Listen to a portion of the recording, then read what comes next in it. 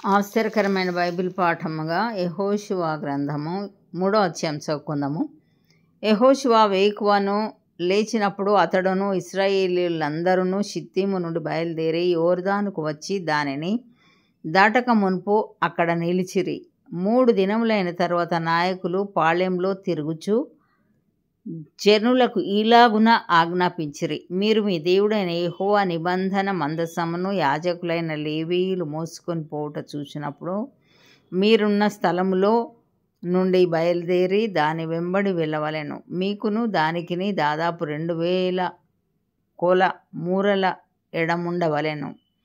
మీరు వెళ్ళు త్రోవ మీరింతకు ముందుగా వెళ్ళినది కాదు. మీరు దానిని గుర్తుపట్టవలెను గనుక ఆ మందసమునకు సమీపంగా మీరు నడవరాదు. మరియు యెహోషువ, రేపు యెహోవా మీ మధ్య అద్భుత కార్యములను చేయును గనుక మిమ్మును మీరు పరిశుద్ధపరచుకొనుడని జనులకు ఆజ్ఞ ఇచ్చెను. మీరు నిబంధన మందసమును ఎత్తుకొని ప్రజల ముందర నడువుడని యాజకులకు అతడు సెలవీయగా వారు నిబంధన మందసమును ఎత్తుకొని ప్రజల ముందర నడిచిరి. అప్పుడు యెహోవా యెహోషువతో ఇట్లనెను, నేను మోషేకు తోడై ఉండినట్లు నీకును తోడైయుందునని ఇశ్రాయేలీయులందరూ ఎరుగునట్లు నేడు వారి కన్నుల ఎదుట నేను గొప్ప చేయ మొదలుపెట్టెదను.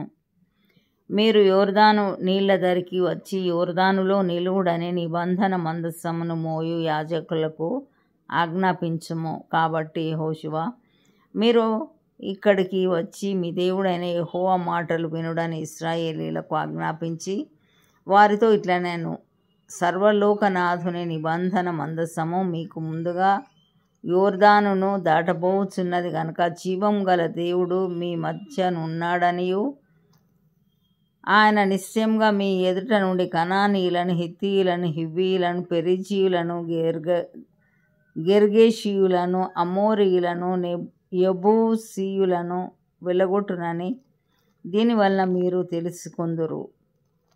కాబట్టి ప్రతి గోత్రమునకు ఒక్కొక్క మనుష్యుని ఇశ్రాయేలీయుల గోత్రములలో నుండి 12 మనుషులను ఏర్పరచుకొనుడి. సర్వలోకనాథుడగు యెహోవా నిబంధన మందసమును మోయు యాజకుల అరకాళ్ళు యోర్దాను నీళ్లను ముట్టగానే యోర్దాను నీళ్లు అనగా ఎగువ నుండి పారు నీళ్లు ఆపబడి ఏకరాశిగా నిలుచును. కోత కాలమంతయు యోర్దాను దాని గట్లన్నిటి మీద పొర్లిపారును.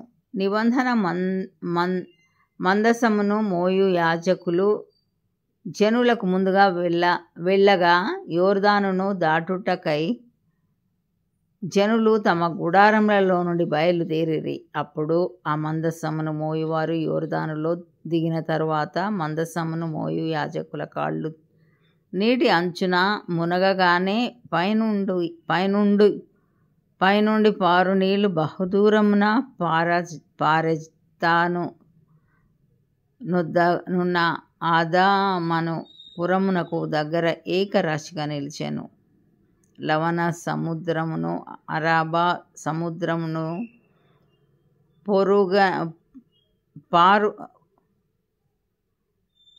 పారునవి బొత్తిగా ఆపబడెను. జనులు యెరికో ఎదుటను దాటగా యెహోవా నిబంధన మందసమును మోయు యాజకులు యోర్దాను మధ్య ఆరిన నేలను స్థిరముగా నిలిచిరి.